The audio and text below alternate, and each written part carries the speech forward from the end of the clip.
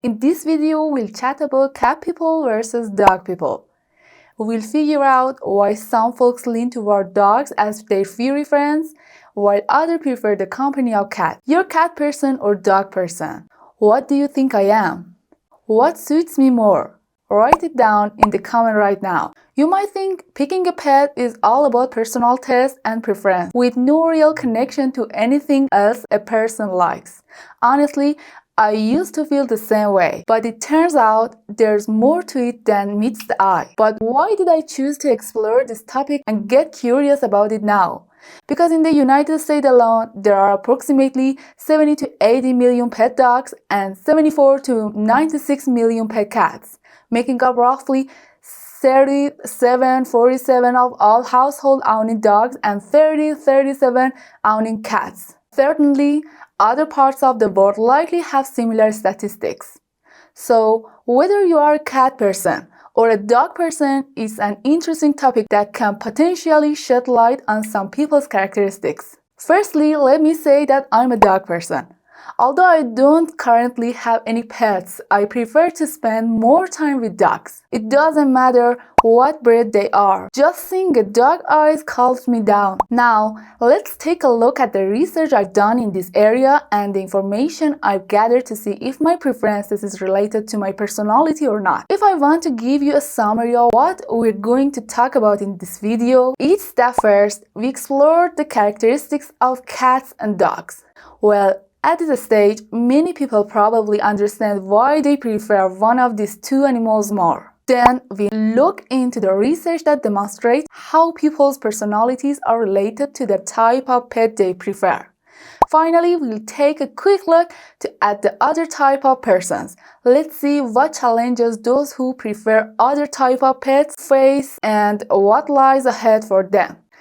Dogs are highly energetic creatures and most of them prefer to go outside and be in the fresh air.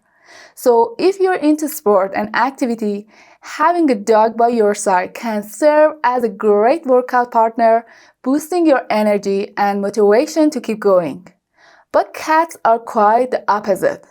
They prefer to be alone most of the time. They prefer being in a warm and cozy spot rather than roaming around in the nature. So, in a way, you could say that dogs need humans and seems to live for them, while cats lead independent life and are not necessarily reliant on humans.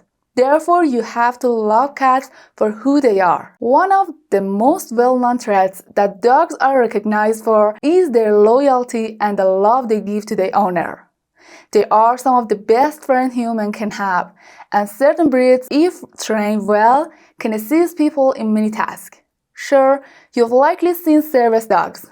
Some dogs assist people with disability, while others excel in jobs like sniffing out drugs or performing search and rescue missions. Of course, it's also worth noting that these beloved animals, if not properly trained, may engage in undesirable behavior like excessive chewing, barking, or etc. However, the good news is that dogs are easily trainable, so there's no need to worry too much about it.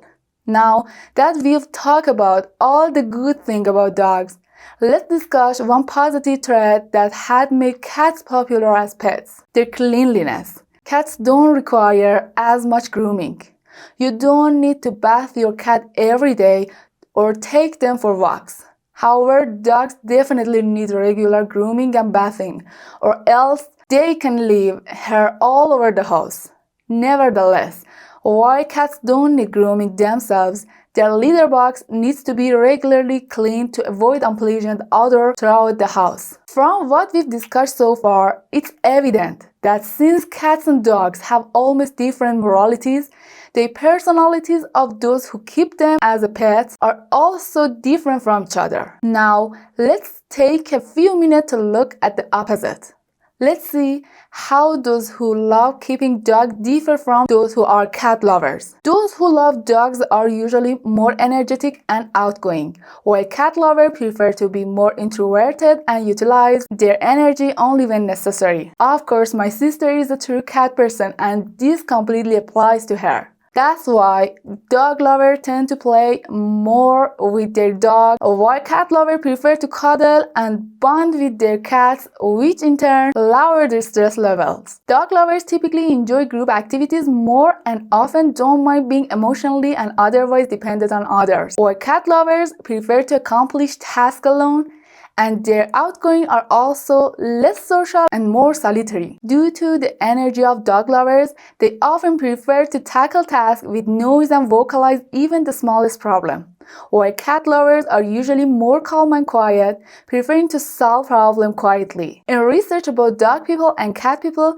another interesting finding has emerged that now that I'm telling you, you might confirm its accuracy based on the personality traits of these groups. In the United States, Republican-leaning red states tend to have more dog owners, while Democratic-leaning blue states or predominantly Democratic states prefer cats as pets. Cat lovers tend to have open minds, which is a positive trait. Research shows that they demonstrate greater interest in art and culture. However, the difference between cat lovers and dog lovers can be even more interesting and nuanced. Dog lovers tend to prefer physical humor and comedy, while cat lovers lean more toward verbal joke and wits. Now, once you see someone, even if it's your first meeting, you can often deduce a lot of things just from whether they own a cat or a dog.